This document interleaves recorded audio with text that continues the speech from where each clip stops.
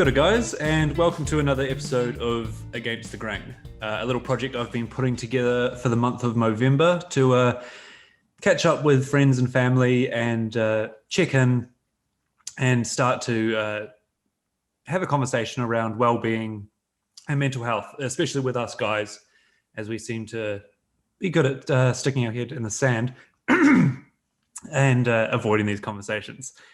Like I said, it's for the month of Movember, so if you haven't already, head over to my MoSpace and give a donation if you're able to. Otherwise, just track the progress of this beautiful hairy line on my face. Today on the show, we have not just a best friend, but it's family as well. We go back all the way to birth, I guess you could say. He's always been there for me. I wouldn't be where I am without him. It's another Owen, my brother, Dale Owen. How you going? How's it going, man? Yeah, not too bad. Doing pretty good. Fair enough. Just a cruisy day, is it? Yeah, just another Sunday, I guess. Yeah, fair. Just giving away the little secrets of when this how was things actually there? recorded. Oh, yes, to be fair, I wasn't sure how I should approach that, but that's all good. It's fine. Yeah, no, just having a relaxing Sunday as well. Yeah, things aren't too bad. Just coming out of lockdown now, so we're kind of easing back into actual normal life again. Getting to venture out of the house again, that must be nice. Yeah, exactly. So usually the way we start these things, which I'm sure you're going to love this one, is why don't you tell us a little bit about yourself? I was worried you might say something like that. So I guess obviously I'm your brother, so you know a fair bit about me. Been into all sorts of things, I guess, similar sort of stuff growing up, into games and all that sort of things, and then obviously both into music and definitely like my sports and automotive stuff, cars, and obviously definitely into, if you know me, you know I'm into my cars a little bit. But I'm 25, I guess 26 by the time this will be released, which is A couple of days away. Doesn't need to be mentioned too many times. Well, hey, But, yeah. I mean, if you're going to start complaining about age, Exactly, I can't really say much. no, it's good. It's a weird thing I found with starting to have these talks with people, and I guess especially you as being family. We probably don't talk about this stuff as much as we should do. But like you said, when we were growing up, we were pretty much into the same kind of stuff all along. Do you think that was because, I mean, you know, not to toot my own horn, but because I was an older brother, or do you think we just kind of almost fell into the same stuff naturally? I think it was, to be fair, probably a little bit of both. Like, we obviously have our different things that we like. So I think there was a little bit of, we both just sort of fell into the same groove, but there was definitely certain things that I went, oh yeah, Reece likes that. That must be pretty cool. I'll have a look at that, you know? Yeah, right. It's funny how little things like that might influence you along the way. I think also probably a bigger influence was we grew up in like a small neighborhood kind of thing, and we had a neighborhood group. I have always found it interesting that, you know, like I said at the start, you and I are friends as well, if that makes sense. And even going through school and stuff is, you know, if you had friends over, they became my friends, and if I had friends over, they'd become your friends as well. I'm not sure exactly why that is, but probably just because we were just kind of chill with each other. It was almost because we grew up in like that whole, there was a brother and sister up the road, two brothers across the road, brothers behind us. So it was a couple of families that were all friends. Mm-hmm. And so everyone got treated like friends and family sort of thing. It all sort of came into one umbrella. So I don't know, it just, yeah, I guess all that sort of group, you know, always felt like the same sort of. You could almost walk in the door at any of the houses, they wouldn't mind, Exactly. And sort of thing. I mean, that was a huge thing for me. I think, especially moving into like high school and workplaces, to be like, okay, the kind of friendship I value is just to be comfortable with people. Do you think you took that into making friends outside of school and stuff as well? Mm, I think it probably took me a while to do that. It was definitely, to be fair, coming into high school was very sort of like, for lack of a better term, clicky. Hmm. If you were into one thing, that was the thing you were into, and you almost weren't allowed to be into two different, like Right. if that was well, you can't like that if you like this sort of thing. Yep. And I found that sort of took me a while to wrap my head, because obviously with our little even group growing up, like we had very sporty people, very sort of nerdy Hmm. people, but we all got along. So as far as I was aware, when I hit college, you could be into sports and playing PlayStation and whatever you were into. Right. But yeah, it definitely took me a while to the end of high school, I guess, to really be like, well, actually, I am into this, and I'm friends with these people, and I'm also friends with these people because they're pretty Sure. cool too. Yeah. Do you think that that ended up pushing you away from things you liked doing, be they hobbies or a particular genre of music or something, to do? I guess Yeah, everyone goes through it in high school, but was it the pressure of being like, I can't listen to this or I can't, you know? yeah. I suppose you do, and I guess maybe you look at it at the time like, oh, I'm going through a phase Hmm. sort of thing. But yeah, I guess that's a bit hard because when you're growing up, you're not thinking, oh, I don't like this because of my friends. You go, oh yeah, Right. my friends don't like this, so I don't like this. Why would I like that? Sort of, it gets a bit. So I guess it's more of Conf- a you looking back now, uh, it's a yeah, bit more clearer. probably looking back, I probably did go, oh shit, maybe I'll put this song on. Oh nah, Right. I don't like that music anymore. And then maybe now I'd go, oh, I like this song. I'll put it on. If someone else doesn't like it, that's That's their up to problem. them, sort of thing. Yeah, yeah. More nonchalant, I guess, now with what I'm into. Right. And so do you think that was, I guess if you put a label on it, coming into your own or, not worrying so much about what other people were thinking, do you think that was a certain incident that happened, or do you think that just came over time after you left high school, kind of thing? No, yeah. I think just like after leaving high school, slowly you start to pick up on other things, meeting new people, Right. and you'd meet people that you wouldn't assume would be into certain things as well, because you obviously, you hate to do it, but you judge people Mhm. by what they look like a little bit.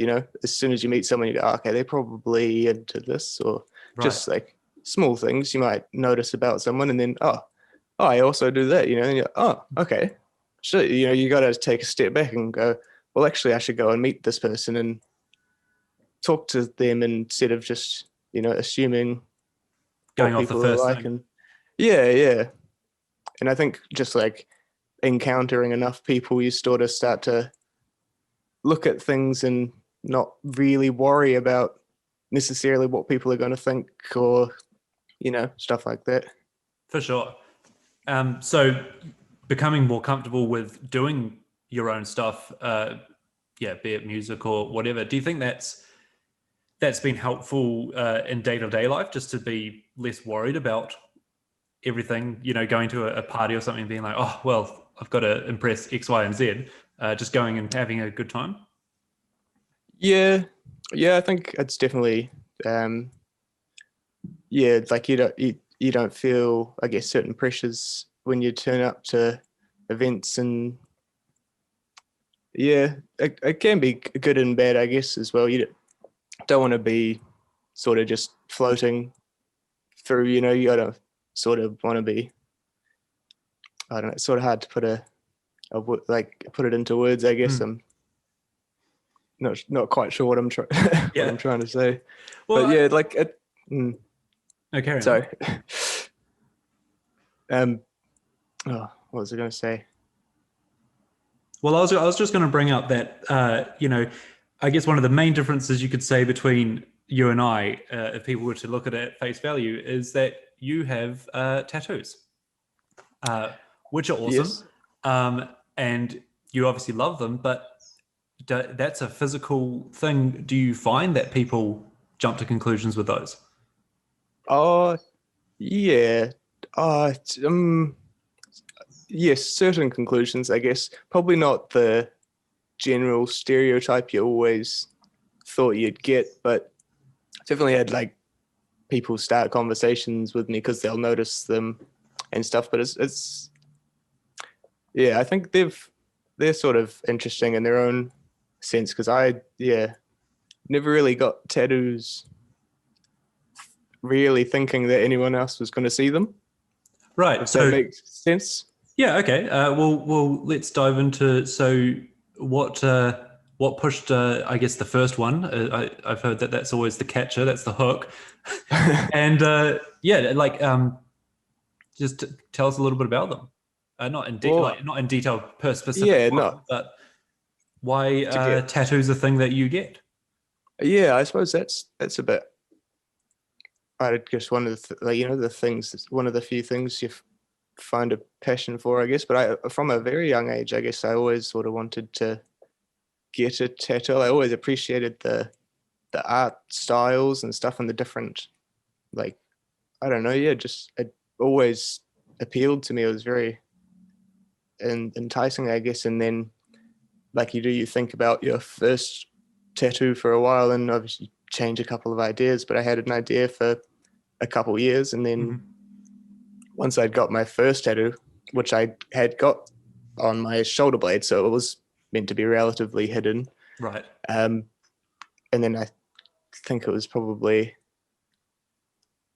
I turned 18, so yeah, about 2 months after I was 18, I had my first tattoo, and then I think it was about 3 or 4 months after that, I'd already gotten my second tattoo, and by the second tattoo, I was like, okay, yeah, I'm going to get a lot of tattoos. Right.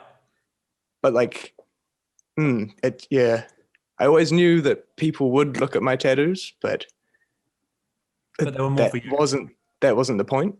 Yeah. It was never, which always sort of made me never think about what people were then gonna come and think about the tattoos. But And I guess that's a good thing straight off the bat that you started with the mindset of I'm doing this for me.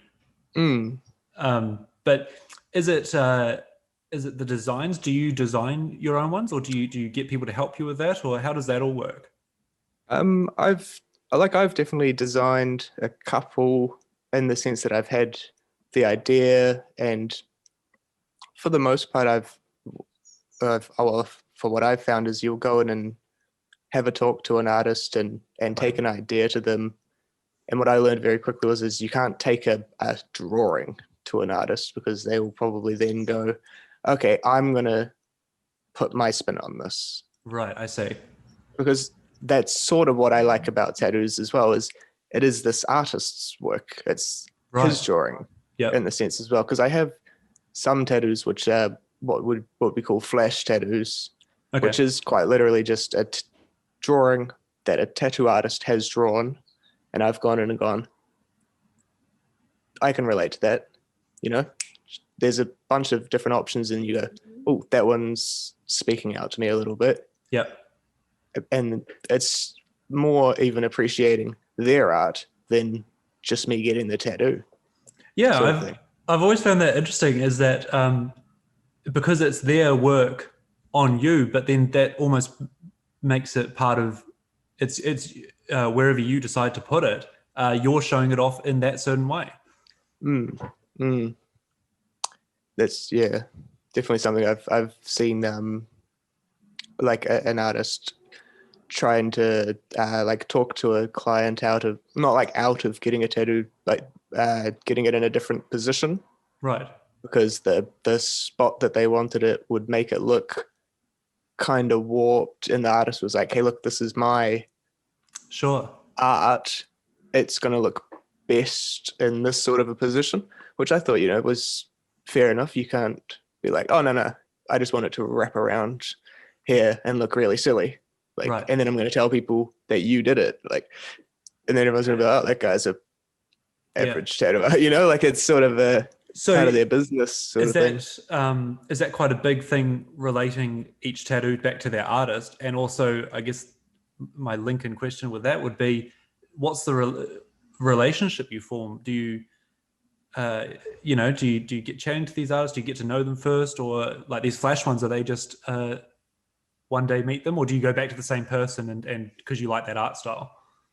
I suppose like probably different for each tattoo like person getting tattooed, but I've I've been to a couple of different artists.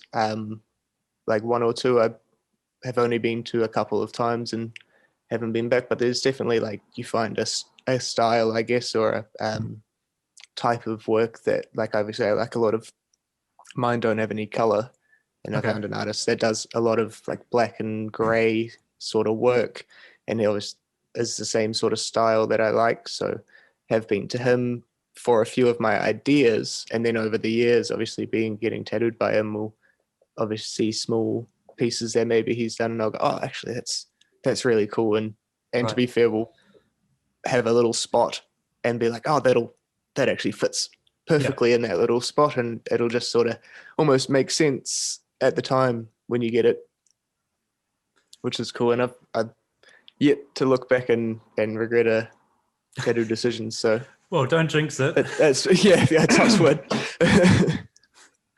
No, and I think that's great that each one you can look at, you can associate with a different, not necessarily memory, but just a time or an Different idea. time in your life. Yeah. No, Well, that's that's sort great. of the idea as well about, I guess, flash tattoos is it's at a time frame. It's a unexpected, but there's going to be a memory there now. And Right.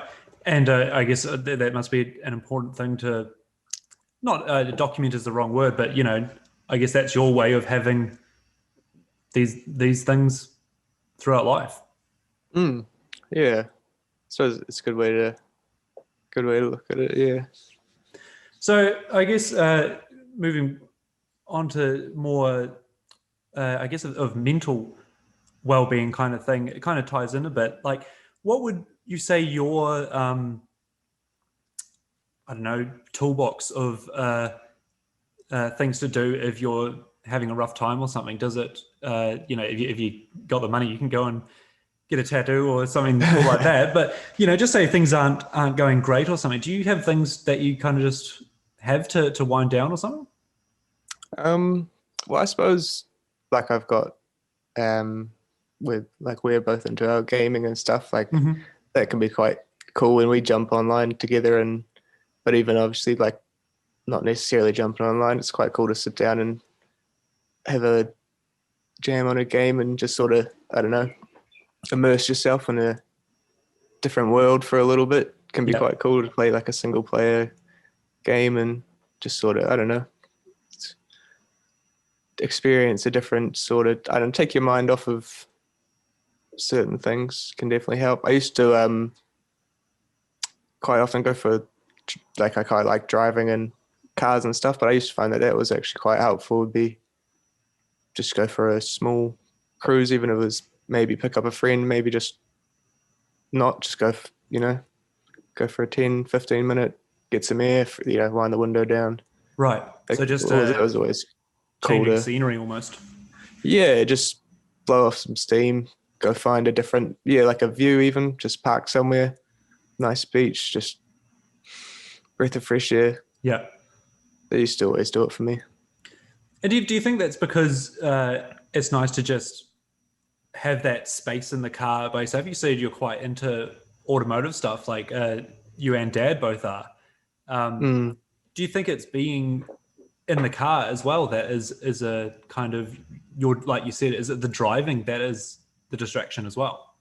Yeah, it can be. I like because driving a car as much as I like working on a car, sort of thing. It is pushing the gas as you come out of the corner. As it, you have to feel the turn to stare at it straight, and there's concentration there. You're watching the lines as you come into the corners and braking, not Right. braking too heavy. That used to be a lot of it as well. Like, because I was focused on something. You're trying to take your mind off of Yeah. what you're doing. So if I was going for a drive, it wasn't just a Sunday cruise sort of looking at it was driving was what I was doing. Right. That was the task at hand, for lack of a better term. Yeah, for sure. And so I guess driving and focusing on that as a distraction. Do you have ways of addressing things when they're going bad? Yeah, well, yeah, I was not probably the best at it, but I am lucky enough that I do have good and, to be fair, male friends, um, and have people that I do and can talk to, when things get a bit too much. And do you find? Which is Sorry, go on. No, I was just going to say, which is difficult, in this sort of world we live in. But Why do you think? Why do you think we're finding it difficult? I think, Or let's change that to yourself. What do you struggle with finding it to bring stuff up? and to be fair, I think you get this maybe a little bit as well, and it could be something to do with how we were raised, maybe. But we're both, I think, more like, hey, what's wrong with you?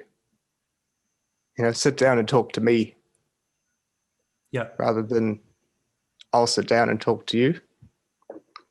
I found it. Yeah, I think you're pretty bang on there. Is that even if I have something that I do want to talk about, it'll be like, well, how about I start the conversation with them and get them to do it, and I'll try to do a little bit of fixing, and if they so happen to ask, well, then I might bring it Yeah, up. yeah. It's I've got this thing, but your thing's probably a little bit more important. Why don't we? Yeah, yeah. But yeah, it's like I said, lucky to have some good friends who'll tell you something wrong and then go, okay, but we were going to talk about you. Right. What's up? We'll push you a little bit and go, it's all right, man. Yeah.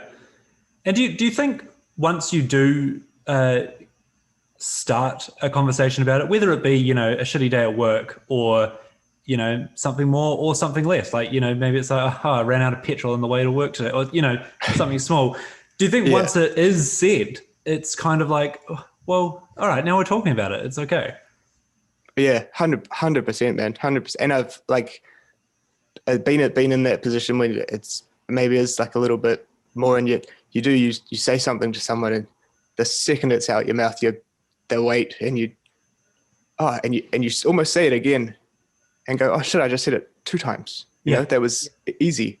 How have I not said this to one person for however long? It's crazy to think that you can talk about it, and as soon as you do talk about it, it's easier to then relay it out again and again. It's crazy how good it is for you to actually talk. And For sure. So, I mean, it's interesting, and especially by doing these as well, is we kind of have all said that. Once you start talking about it, it's easy. And when I say it, that's what I mean. It could be big, it could be small, it could be, anything. it doesn't matter if there's No, go on. What were you saying to say? yeah, I was even like something annoying happens at work, or it's just one small thing. Like, go home and say, this happened at work. So that leads me into it. Why don't we, or what do you think we can do to kind of more normalize that? It's one of those big looming questions. Obviously we can't fix it, but do you think it's doing it more often, or creating an environment that you're comfortable in?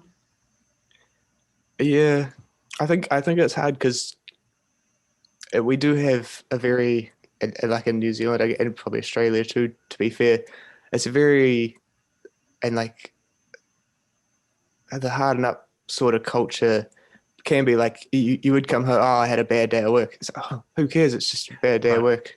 So the next day you come home, you had a bad day at work. You go, oh, I won't mention it. It's just a Right. bad day at work, sort of thing. Yeah, But I think it does depend who you say it to. for sure. You got to start really looking at who you're hanging out with, and I guess like you should be able to come home and go, ah, today was real shit at work, and your flatmate or someone goes, oh shit, man, why? What happened? Yeah. And you go, oh, this guy was being real lazy, man. He did nothing all day. And he goes, oh, that's shit, man. And that's it. There's nothing more to it. But I think it's not that's that she's not thinking about it anymore. exactly. You go, ah, And cool. I think That's out of my system. yeah, that's a big one as well. Is that the flatmate has not solved this work problem. They've not contacted HR and got into the Yep. or anything like that. They've listened, and you haven't let it build up. And then it's kind of like, oh, cool. Now that's out of my system. It's gone. It's not going to wind me up tomorrow when I go in and be like, again, or something. Yeah.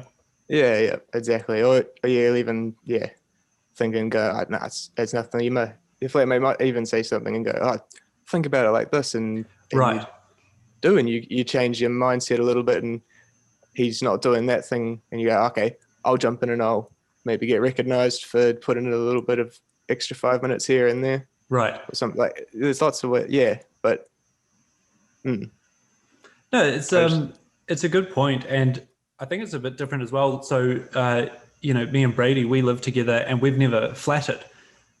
So, when I come home, I've got Brady to talk to, and Brady has me to talk to as well. But sometimes that is we are very narrow-minded because we are seeing each other as husband and wife. Whereas you've just recently moved into a flat with your partner and some flatmates as well. Do you think? How's that working out for you guys? I think it's been pretty good. It's definitely probably made me a little bit more sociable, and I'm not an unsocial person, but it's definitely different going from living, to be fair, with a partner. We were living at home with mum and dad, and then now to every night cooking with two new people, sort of thing. It's Right. But it's cool. It's nice to have friends, I guess, to talk to about different stuff as well, and it does give me and Jade a little bit of space, which is not a terrible thing, but it also is a nice enough house, well, like a set up enough house that me and Jade can definitely go and hang out and not have to worry about it. It's not like we all have to hang out, but we all can hang out, it's a real nice sort of vibe in the flat. Yeah, and that's great. And did you establish that at the start? Were they kind of like, hey guys, sometimes we want to do stuff by ourselves and sometimes we don't? Like, was that a spoken thing, or did that kind of just happen naturally? No, I don't think it never really was a spoken thing. It probably helps that like we all went in knowing each other as well. Sure. I think being friends before flatmates probably makes it nice, because it's easier to go, hey, we don't want to hang out at the moment, to someone you are friends with than someone you've known a couple months and go, hey, I don't want to hang out with you. They might go, Yeah, interesting. fuck, okay, what am I doing wrong, sort of Yeah. thing. You can just go, oh, hey, we're just going to spend some alone time. And you feel that fine to say? Oh, yeah. And me and Jade have been together for a fair while, so I think the boys both understand that we've going to be doing our own thing sometimes, and Sure. have stuff to go off and do. But no, it works well enough. And we do usually have dinner together on a weekday as well. Right. So I think that's kind of cool, in the sense that no matter if we're away on the weekend or out doing thing, during the week when we're all working, there is a sort of routine where we get to see each other at the end of the day anyways, and catch up, and that's kind of cool as well. It's almost got that communal feeling to it, that we're all in this together at dinner, but we're free to shoot off all the other times. Yeah, for sure, man. And I think that's Real cool. yeah, I think that's I really push for that kind of thing at dinner as well. And maybe again, it comes back to the way we grew up. Is that is a chance to, no matter how busy everyone's lives are, you can come together and sit at a table Yeah. and share your stories and have a laugh, or bring up stuff that's going wrong. Yeah, I just think Mm. it's quite a good thing. But Exactly. If anything, it's another avenue to have a talk about, something, anything. You're sitting there having dinner, it can be the smallest thing, and you're just for discussing, sure, with people that are there. absolutely.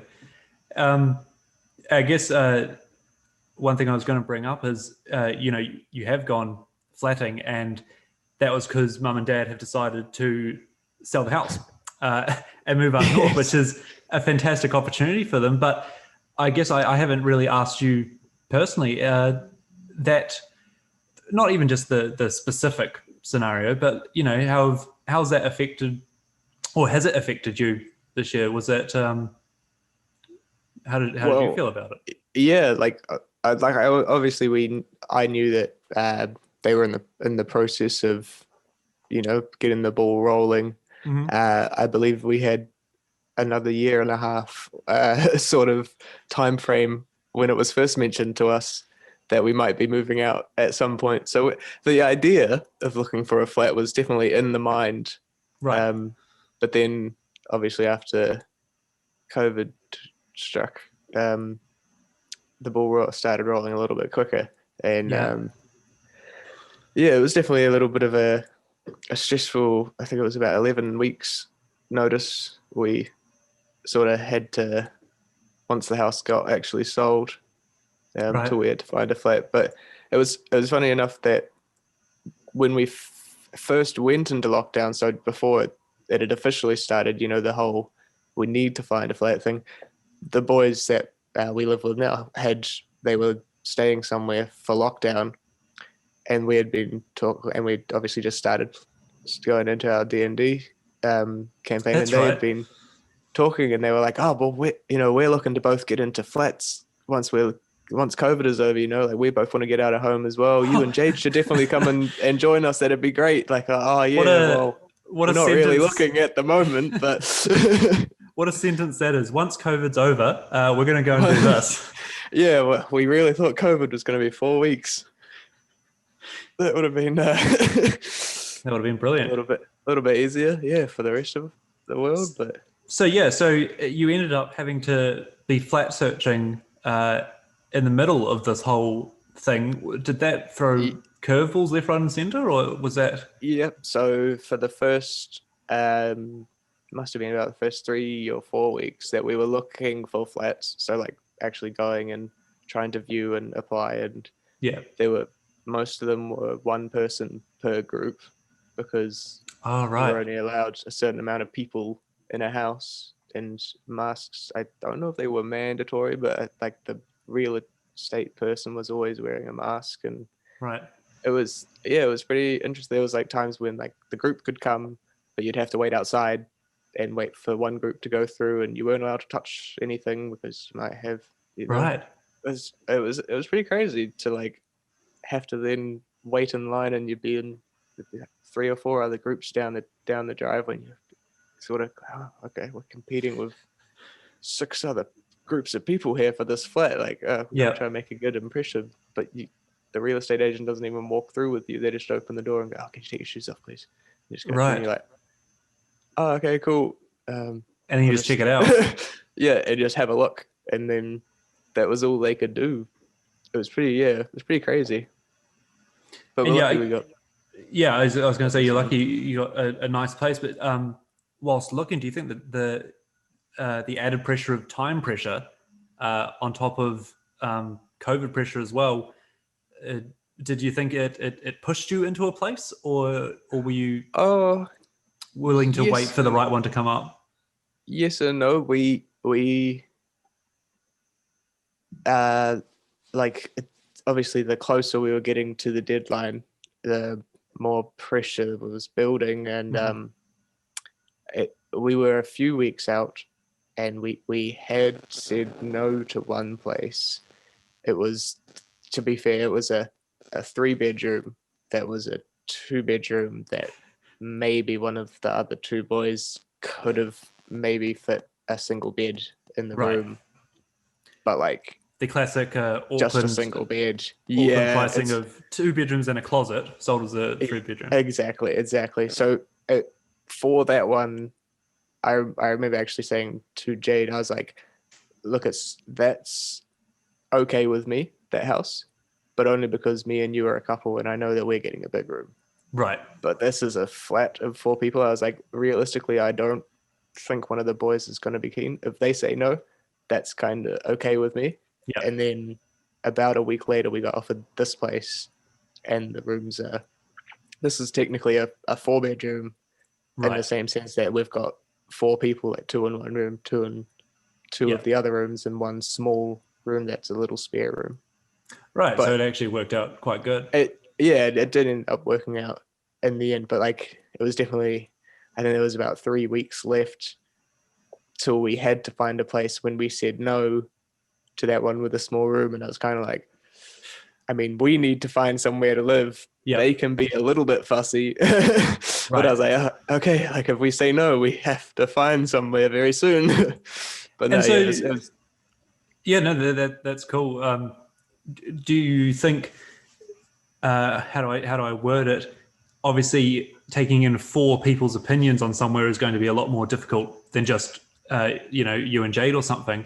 Um, how do you find those situations where there's not necessarily conflict, but 4 different opinions? Are you one to kind of step up and say, "Hey, look, here's the deal," or do you kind of let things go? I probably wouldn't. Well, I think with both. I'm definitely not a here's the deal kind of guy, but I like, especially with like going to with somewhere to live. I was definitely not going to say nothing. Yeah, I definitely felt like I was like, oh, I like this place, sort of thing. I'll give my opinion and voice, and more of a see how the majority of opinions go. And I'm definitely a lenient sort of yeah. person when it comes to certain things, but I Do you suppose think that's that part of it. that helps in not being getting worried about things? Because I mean, if you were to and hold on to that answer, if you were to look at me and you again, I think I'm very much I like knowing what's happening and controlling it, but also I vocalize that a lot of the Mm. time. Whereas I'm not saying that you're not like that, but you don't seem to put that out. Is that, do we have you pegged right that it's kind of like, yeah, just go with the flow, or do you kind I of think try and mold it from the from the shadows? probably not so much mold it from the shadows, but more like I'm obviously very go with the flow and always have been very go with the flow. But I will probably try and more mold my shadow for like for like, so maybe I want to do this or do something a certain way, and this is how it's being done. So I'll go, oh, okay, I'll do that, and sort of try and work a way to not like do it the other way completely, but add, I guess, my own sort of touch to it, Yeah, if that makes sense. I'm definitely like, uh, it's like, I don't know how to sort of word it, but like, definitely have no problem taking a look at both ideas, okay, yeah, like maybe I've got an idea of this is, and someone goes, oh no, this is how it's done. I'm not going to go, oh, my idea is bad and that's the right idea, or I'm not going to go, no, your idea is wrong. I'm definitely, oh, okay, now there's 2 ideas. Let's actually have a little bit right. of, and like if that idea is, oh yes, yeah, sure, that actually is quite a good idea, different, like subject to change sort of thing. Definitely. And I think that's probably Definitely. a great skill set to have, to actually stop and hear another opinion or idea and actually look at them both. Because I find it hard to go, oh, hold on, this is of equal value someone else is bringing to the table. Uh, Mm. it's kind of like, well, of course my idea is great because I had it. Are you kidding me? All I've ever had is great ideas. Exactly. But no, it's probably a skill to work on my half, is to kind of be like, oh yeah, okay, let's just hear all sides of the, not even argument, but Mm. way to go forward. I definitely could be better at probably putting my opinion forward more, but maybe I just need more confidence, I guess. But that's another thing as well. The more confident you are, the more you're going to go, my idea might be something else. Like if someone else is coming first as opposed to coming in second. Right. Like someone goes, oh, this is my idea, and you've got another idea. I suppose I need to be more confident in going, oh, I also have an idea, so that we can look at both of them rather than me just looking at both of them and going, oh, well, he's already said that actually, and that is a good idea. So, Yeah. That's something that I could probably work on, not being so nonchalant about that. Yeah, no, it's an interesting thing, I guess, to move forward with anything. But no, I was going to say, with work and stuff, did you work through COVID, or did you end up being work from home or something? Um, so for when New Zealand went into level 4, we went home. We were closed because everybody Yeah. got told. But as soon as we were at level 3, we were back at work, and have been since, sort of thing. Yeah, nice. Um, Probably mainly a little bit because even with Auckland's dip and scares and stuff, we are up and down the whole country. So Right. when Auckland went back into level 3 or something, we definitely worked through that whole thing because we had to get parts to Hamilton the same day and parts up and down to Wellington and all over the place. So it, was sort of work as normal, but it's definitely been interesting seeing the effects of it out there. Like it got super busy after the first, after like level 3 sort of cleared up. It got real busy again, and you sort of noticed a lot more people sort of fixing cars as opposed to like people aren't buying new cars because they can't ship any of the new cars in. Right. So people are going, oh, okay, well, I've got a little bit of spare money. I might as well fix this up, tinker. Yeah. So we've picked up, and then COVID like came back again, and it sort of dipped back down and got real quiet, and then came back out, and now we're coming into Christmas, and it's starting to pick back up again. It's Sure. So it's kind of been up and down. Sort of been all over the show since COVID. Yeah.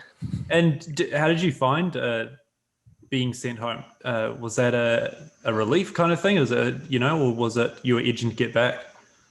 Well, by the end of it, I was definitely itching to get back a little bit, but like I think I said at the start, I'm obviously a little bit more introverted, and I suppose that's one of the other main little differences between me and you. But I definitely sort of sat down on the first day and went, oh,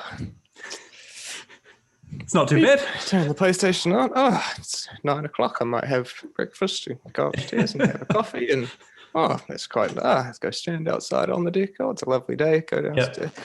It was definitely weirdly nice. It was almost like a holiday thrown at me out of nowhere. It wasn't probably till the second or third week that it was kind of like, oh, I can't actually go anywhere and do anything.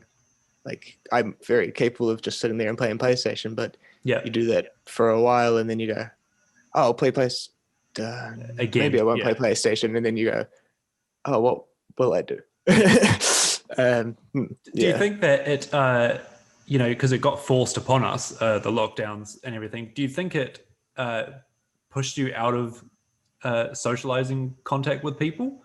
I know I found after a couple of weeks, it was like, oh, hold on, I haven't actually seen anyone in a couple of weeks. But also I feel like I'm not going to text them because you can't go anywhere. And I do feel like I've almost gotten worse at replying and contacting people since COVID, because